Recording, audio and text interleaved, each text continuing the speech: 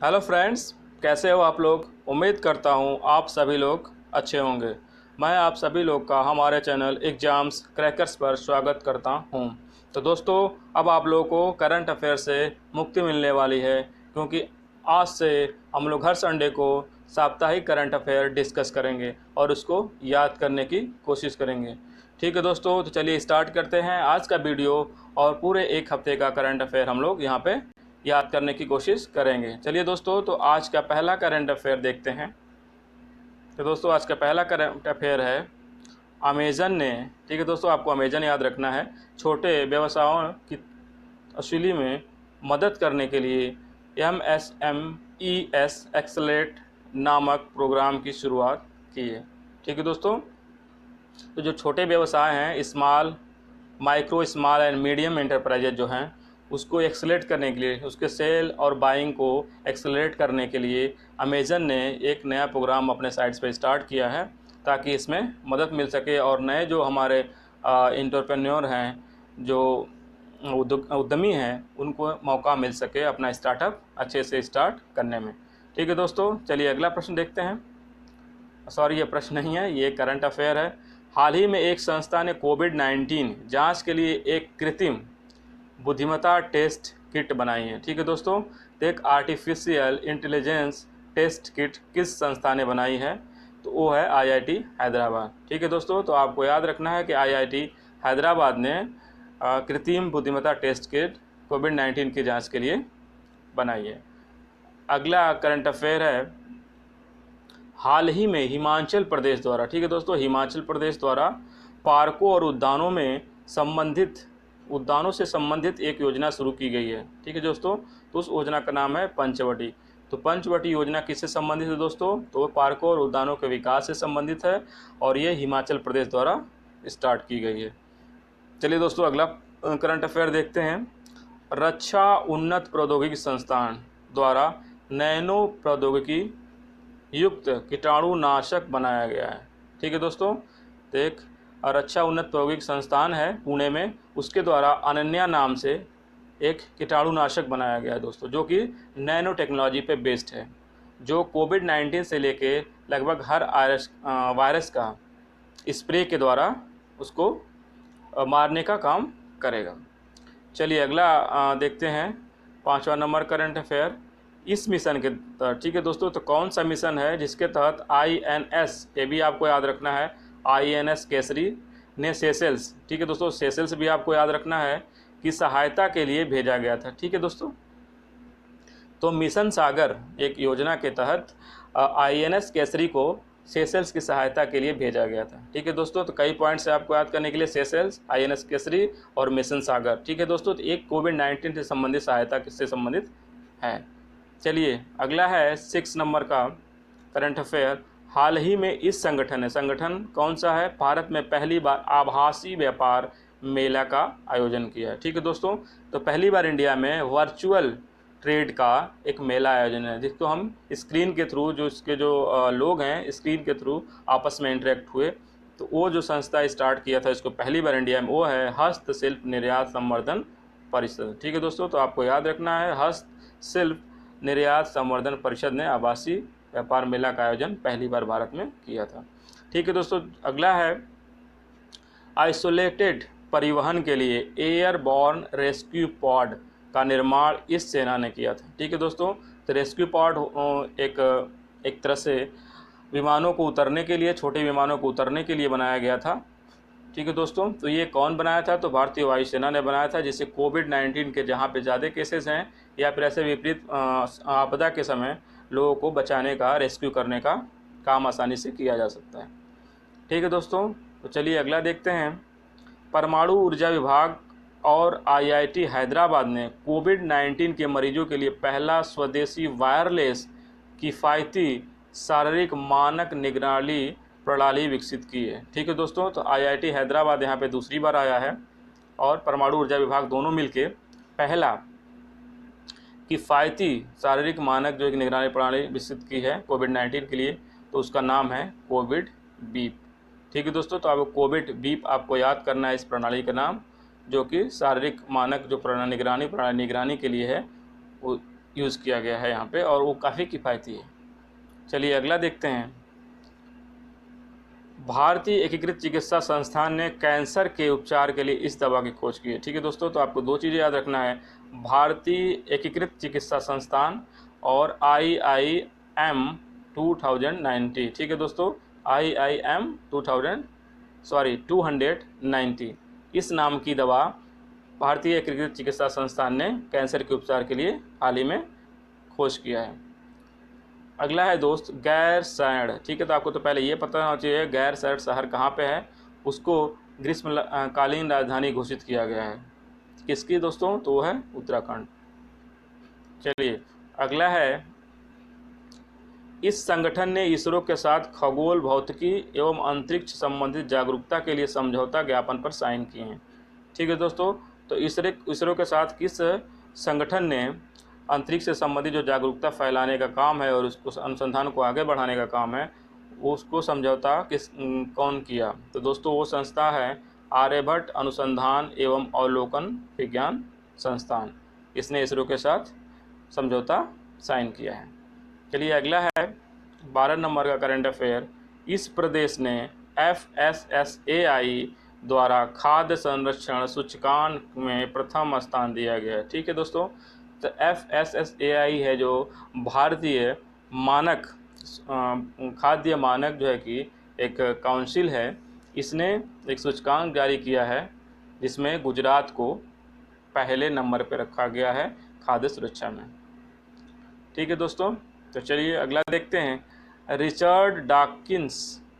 ठीक है दोस्तों, रिचर्ड डॉकिंस आपको नाम याद रखना है, पुरस्कार पाने वाले सर्वप्रथम। ठीक है, ये पहले भारतीय हैं, अभी तक किसी भारतीय को नहीं मिला था, तो ये है जावेद अख्तर। ठीक है दोस्तों, तो रिचर्ड डॉकिंस जो है कि एक वैज्ञानिक सोच के लिए दिया जाता है ये पुरस्कार, जिसमें आप बाकी चीज़ों से ऊपर उठ के समाज के कल्याण के लिए वैज्ञानिक सोच को बढ़ावा दीजिए। जिसमें जावेद अख्तर को ये पुरस्कार मिला है, और ये पुरस्कार दोस्तों अमेरिका द्वारा एक संस्था द्वारा दिया जाता है। अगला है ग्रीष्मकालीन कला प्रोग्राम। ठीक है दोस्तों, ग्रीष्मकालीन कला प्रोग्राम जिसका नाम है ऑनलाइन निमिषा 2020। ठीक है दोस्तों, तो ऑनलाइन निमिषा 2020 का आयोजन इस संस्थान द्वारा किया गया है। तो उस संस्था का नाम क्या है दोस्तों? राष्ट्रीय आधुनिक कला संग्रहालय। आपको इसको याद रखना है, राष्ट्रीय नेशनल मॉडर्न आर्ट म्यूजियम आपको याद रखना है। इसने ऑनलाइन निमिषा 2020 का आयोजन करेगा, अभी जून में होने वाला है। अगला है, भारत में ऑनलाइन विवाद को सुलझाने के लिए इस संस्थान ने आगामी और ओमिडियार नेटवर्क। ठीक है दोस्तों, तो ओमिडियार नेटवर्क के साथ नीति आयोग ने एक समझौता जो है कि ज्ञापन साइन किया है, जो ऑनलाइन जो विवाद है वो दोनों मिलकर इसको सॉल्व करेंगे। ठीक है दोस्तों, तो आपको याद रखना, नीति आयोग और आगामी और ओमिडियार नेटवर्क से ऑनलाइन विवाद से संबंधित ये समझौता हुआ है। अगला है अंतर संसदीय गठबंधन। ठीक है दोस्तों, अंतरीय संसदीय गठबंधन में कौन सा देश शामिल है? ठीक है दोस्तों, तो अंतर जो है कि संसदीय गठबंधन क्या है? अंतर संसदीय गठबंधन एक लोकतांत्रिक मूल्यों का निरीक्षण करने वाली एक संस्था है, जिसका गठन अभी 3 जून को हुआ है दोस्तों। तो इसमें जो है कि 8 देश शामिल हैं। ठीक है दोस्तों, जिसमें है USA, Australia, Norway, Japan, Europe, Sweden, UK, Canada. ठीक है दोस्तों, तो ये संस्थाएं मिलकर लोकतांत्रिक मूल्यों की समीक्षा करेंगी, और इस पे फोकस इस बार किया गया है चाइना पे। ठीक है दोस्तों, चलिए अगला है भारत रैंकिंग 2020। ठीक है दोस्तों, तो भारत इंडिया रैंकिंग पहले तो किसके लिए होती है ये जान लीजिए। तो भारत रैंकिंग शिक्षा के लिए होती है, शिक्षा का जो संस्थाएं हैं शिक्षा से संबंधित, उनमें ये एक रेटिंग दी जाती है। तो इसमें सबसे पहला स्थान IIT मद्रास को मिला। इन्हें ISC बंगलौर को पीछे छोड़ के पहली बार IIT मद्रास ने पहला स्थान हासिल किया है, क्योंकि इससे पहले जितना ये रैंकिंग हुआ है उसमें सब में ISC बंगलौर को पहला स्थान मिला था। तो ये इंपॉर्टेंट है दोस्तों, जरूर ध्यान रखिए। अगला है पृथ्वी विज्ञान मंत्रालय। ठीक है दोस्तों, पृथ्वी विज्ञान मंत्रालय ने मुंबई के लिए एकीकृत बाढ़ चेतावनी प्रणाली विकसित की है। ठीक है दोस्तों, एकीकृत बाढ़ चेतावनी प्रणाली विकसित की है पृथ्वी विज्ञान मंत्रालय ने मुंबई के लिए, तो उसका नाम क्या है? आई फ्लो। ठीक है दोस्तों, आई फ्लो याद रखना है। मुंबई आ जाएगा तब तो आपको पता ही है, लेकिन अगर आपसे ये भी पूछ सकता है कि आई फ्लो मुंबई नामक बाढ़ चेतावनी प्रणाली किस मंत्रालय ने विकसित की, तो आपको याद रखना है पृथ्वी विज्ञान मंत्रालय ने। ठीक है दोस्तों, अगला है राष्ट्रीय सहकारी विकास निगम ने आत्मनिर्भर भारत के तहत कौन सी इंटर्नशिप योजना लॉन्च की है? ठीक है दोस्तों, तो राष्ट्रीय सहकारी विकास निगम आपको ध्यान रखना है कौन सी योजना इंटर्नशिप के लिए लागू की है? सहकार मित्र। ठीक है दोस्तों, तो ये सहकार मित्र योजना एक तरह से युवाओं को रोजगार उन्मुख जो शिक्षा है उसको बढ़ावा देने के लिए किया गया है। अगला है 20 नंबर का प्रकृति सूचकांक 2020। ठीक है दोस्तों, प्रकृति सूचकांक 2020 में शीर्ष 30 भारतीय संस्थानों में पहला स्थान इसने प्राप्त किया है। ठीक है दोस्तों, तो प्रकृति सूचकांक एक सूचकांक है जो नेचर से संबंधित जो संरक्षण है या शोध है या अनुसंधान है उससे संबंधित जो विकास है जिन संस्थाओं में ज़्यादा शोध किए गए हैं या उसने ज़्यादा डेवलप किया है वहाँ पे, तो उससे संबंधित रैंकिंग है। तो इसमें वैज्ञानिक और औद्योगिक अनुसंधान CSIR को फर्स्ट रैंक मिली है। ठीक है दोस्तों, तो आपको याद रखना है CSIR को प्रकृति सूचकांक 2020 में पहला स्थान मिला है और इसमें 30 भारतीय संस्थाएं शामिल थी। अगला है विश्व खाद्य पुरस्कार 2020 पाने वाले व्यक्ति हैं। ठीक दोस्तों, ठीक है, तो विश्व खाद्य पुरस्कार 2020 दोस्तों ये रतनलाल है। रतनलाल जो भारतीय मूल के हैं, अमेरिका में रहते हैं, इनको मिला है विश्व खाद्य पुरस्कार। चलिए अगला है 22 नंबर का स्मार्ट ऑटोमेटिक सिंचाई प्रणाली कार्य उपयोग करने वाला। ठीक है, प्रणाली का होगा दोस्तों यहाँ पे का उपयोग करने वाला पहला हवाई अड्डा आपको बताना है कौन सा है? स्मार्ट ऑटोमेटिक सिंचाई प्रणाली। ठीक है दोस्तों, तो ये बेंगलुरु अंतर्राष्ट्रीय हवाई अड्डा है जो ऑटोमेटिक सिंचाई प्रणाली का अपने जो एरिया है हवाई अड्डा का वहाँ पे कर रहा है, जो मोबाइल से भी चलित है।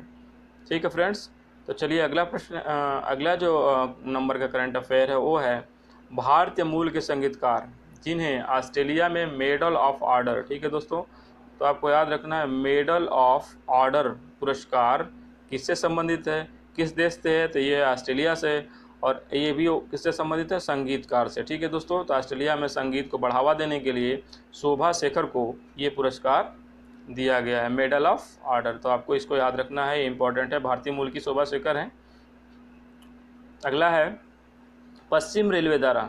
ठीक है दोस्तों, आपको ये लिखना है पश्चिम रेलवे द्वारा। ठीक है, वेस्टर्न रेलवे आपको याद रखना है विश्व का पहला उच्च वृद्धि वाले ओवरहेड उपकरण कहाँ चलाया गया है? ठीक है दोस्तों, तो ये उच्च वृद्धि वाले ओवरहेड जो उपकरण होते हैं वो डबल कोटेड होते हैं। ट्रैक के ऊपर दोस्तों एक नई इलेक्ट्रीफाइड लाइन बिछाई जाती है, और जैसे कि इंडिया में गुजरात में 2 स्टेशन पालनपुर और बोटोद करके एक स्टेशन है उसके बीच चलाया गया है, तो उसमें एक जो मालगाड़ी का डिब्बा है इसके ऊपर दूसरा डिब्बा रख के चलाया गया, मतलब 2 कैरेज को साथ में समय और इलेक्ट्रिक जो सिस्टम है उसको बढ़ावा देने के लिए किया गया है दोस्तों। तो ये भारत में ही पहली बार हुआ है, तो इसलिए इम्पॉर्टेंट हो जाता है कि ये कहाँ चलाया गया है, तो गुजरात में चलाया गया है, और कौन सी रेलवे है? तो पश्चिम रेलवे। ठीक है दोस्तों, चलिए अगला है पूनम अवलोकन। ठीक है दोस्तों, पूनम अवलोकन भी मोस्ट इंपॉर्टेंट है, आपको याद रखना है कि पूनम अवलोकन किससे संबंधित है? तो ये शेरों की गणना से हुई है। ठीक है दोस्तों, तभी प्रधानमंत्री जी ने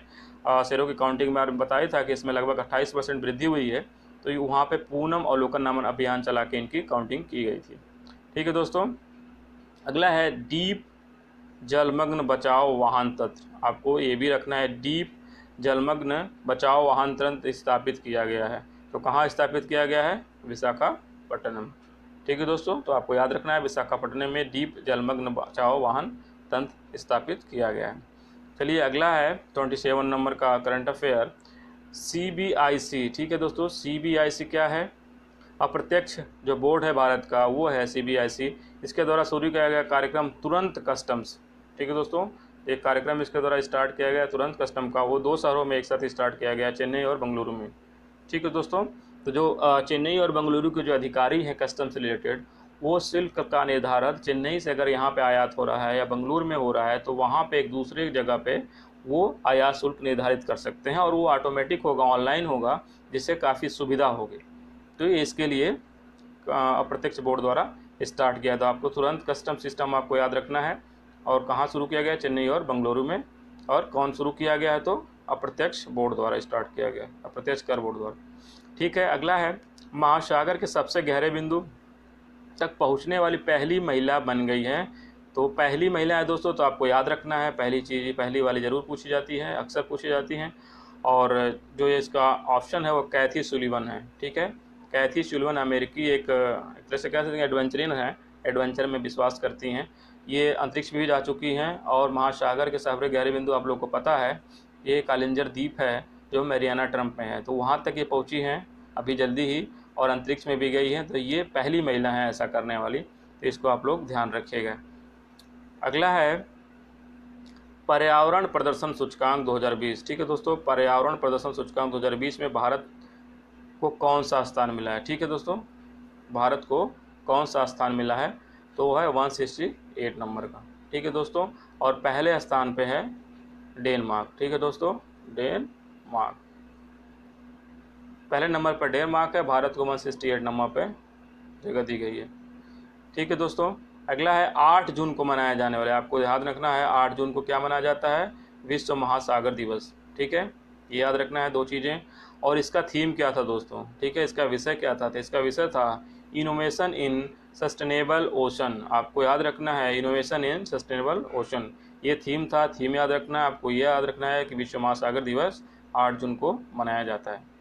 ठीक है फ्रेंड्स, अगला है हाल ही में किस देश ने भारत के साथ बिजली समझौते पर साइन किए हैं? ठीक है दोस्तों, तो बिजली समझौता किसके साथ हुआ है? तो डेनमार्क के साथ। आपको याद रखना है, बिजली समझौते संबंधित अगर प्रश्न कोई आए तो आप डेनमार्क के साथ चले जाइए। चलिए, अगला है मातृत्व, मृत्यु दर और आयु दर की जांच करने के लिए गठित कमेटी। ठीक है दोस्तों, एक कमेटी गठित की गई है मातृत्व, आयु दर और मृत्यु दर की जांच के लिए। तो उसकी अध्यक्ष हैं जया जेटली। ठीक है दोस्तों, तो महिलाओं में मातृत्व, मृत्यु दर और उनकी आयु क्या है उससे संबंधित जो भी है, और महिलाओं के विकास से संबंधित जो मुद्दे हैं, जो समस्याएं हैं, उसकी जांच करने के लिए कमेटी गठित की गई है, जिसकी अध्यक्षता है जया जेटली। अगला है दोस्तों EY world entrepreneur of the year 2000 पुरस्कार किसको दिया गया है दोस्तों? EY world entrepreneur of the year बहुत ही प्रेस्टिजियस पुरस्कार है दोस्तों, और ये कॉमर्स के क्षेत्र में दिया जाता है। इसको पाने वाली जो महिला हैं, भारत की पहली ये महिला हैं किरण मजूमदार शाह, जिनकी कंपनी का नाम बायोकॉन है। आपको याद रखना है, कंपनी का नाम बायोकॉन है। और किरण मजूमदार शाह को EY world entrepreneur of the year मिला है, और ये तीसरे नंबर की भारतीय हैं जिनको मिला है। 2 लोग को पहले मिल चुका है। पहले अपने आनंद महिंद्रा हैं, और दूसरे नारायण मूर्ति जी। तो ये तीसरे नंबर की है और पहली महिला है, इसलिए ये इंपॉर्टेंट हो जाती है, इसलिए आप लोग ध्यान रखिएगा। किस देश ने नासा के साथ मिलकर गहरे अंतरिक्ष ग्राउंड स्टेशन कार्यक्रम की मेज़बानी की है? ठीक है दोस्तों, वो भी चौथा कंट्री बना है। तो दोस्तों वो है दक्षिण अफ्रीका। ठीक है, आपको याद रखना है गहरे अंतरिक्ष ग्राउंड स्टेशन की मेज़बानी करने वाला, वो भी किसके साथ मिलकर? नासा के साथ मिलकर करने वाला चौथा देश है दक्षिण अफ्रीका। और बाकी जो 3 देश है प्रीवियस, वो है USA, स्पेन और ऑस्ट्रेलिया। ठीक है दोस्तों, तो यहाँ पे ध्यान रखना है, उसमें ऑप्शन भारत दे देगा, तो भारत नहीं होगा, क्या होगा? दक्षिण अफ्रीका। और दक्षिण अफ्रीका क्यों होगा? क्योंकि अभी ये बहुत ज़्यादा विकसित कंट्री नहीं है, इसलिए ये इम्पोर्टेंट भी हो जाता है। अगला है इस राज्य ने गरीबों को मुफ्त में इंटरनेट सेवा प्रदान करने के लिए योजना शुरू की है। ठीक है दोस्तों, तो गरीबों को मुफ्त में इंटरनेट सेवा देने के लिए किस राज्य ने योजना शुरू की है? तो वो है केरल। ठीक है दोस्तों, तो केरल ने ये योजना शुरू की है। चलिए दोस्तों, अगला है, एक्चुअली योजना का नाम दोस्तों है केरला फाइबर ऑप्टिक्स नेटवर्क। ठीक है दोस्तों, के फोन नाम का जो एक योजना है वो है केरल में स्टार्ट की गई है, और वो गरीबों को मुफ्त इंटरनेट सेवा के लिए है। तो के फोन आपको याद रखना है यहाँ पे। ठीक है दोस्तों, के फोन, KFON। चलिए, अगला है विकास और शांति के लिए संयुक्त राष्ट्र संघ द्वारा goodwill ambassador to the poor. ठीक है दोस्तों, तो goodwill ambassador to the poor किसे बनाया गया है दोस्तों? तो वो है M नेत्रा को। M नेत्रा एक बालिका हैं 13-14 साल की, और इन्होंने अपने पिता जो जिनके पिता एक सैलून में काम करते हैं, उनका शायद सैलून है, वो 5 लाख रुपया इकट्ठा किए थे एम नेत्रा की पढ़ाई के लिए, लेकिन उसने गरीबों को गुडविल में खर्च कर दिया। इससे प्रभावित होकर विकास और शांति के लिए संयुक्त राष्ट्र संघ ने इनको गुडविल एम्बेसडर नियुक्त किया गया है और इनको बोलने के लिए वहाँ पे संयुक्त राष्ट्र में बुलाया जाएगा। ठीक है दोस्तों, तो ये इम्पोर्टेंट है, इसको ज़रूर ध्यान रखिएगा। अगला है छत्तीसगढ़ पुलिस द्वारा। ठीक है दोस्तों, छत्तीसगढ़ पुलिस द्वारा अपने कर्मियों को आत्महत्या संबंधित समस्याओं को हल करने के लिए एक अभियान चलाया है। तो आपको ध्यान रखना है, छत्तीसगढ़ पुलिस द्वारा अभियान चलाया गया, उसका नाम है स्पंदन।